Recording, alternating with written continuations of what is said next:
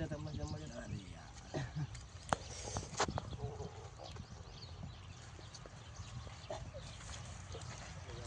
થોડું થોડું જમી જ લો પાછા. જમી લો બધા જમી લો.